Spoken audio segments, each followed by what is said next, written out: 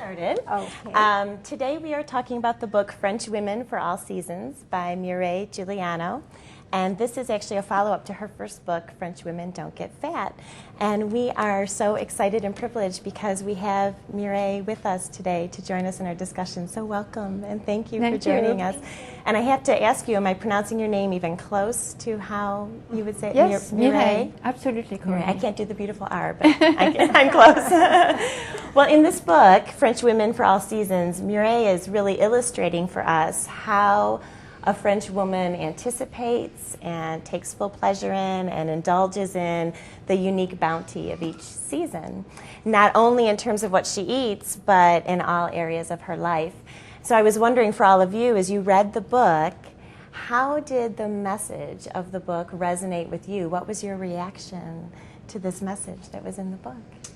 I was inspired and intimidated, I think. That's perfect. Yes. Inspired and intimidated. Well, it's such a standard, but it holds out such promise of living life in just this sort of zen place of feeling good about yourself and enjoying being in the moment.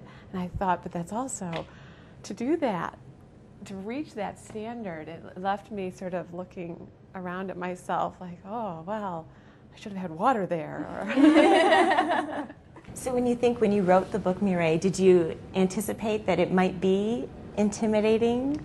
No, actually, I failed then because my point was to minimize the intimidating factor and maximize the pleasure factor. Right. Because, especially in the second book, where it affects so many areas of life, from entertaining to exercising to fashion, and I wanted to make suggestion about how simpler is better, and less is more, and less is better, actually. And trying to say, well, when you entertain, you don't actually need to have the crystal, the china, 8 courses. You can just do 1 course and have a bottle of wine, a loaf of bread, and because it's about getting together. Of course, there's so much in this book. It's for you to pick, 2 or 3 things that are easy, and start with that, because the one thing I don't want to do is stress you. We're already all, stressed by life.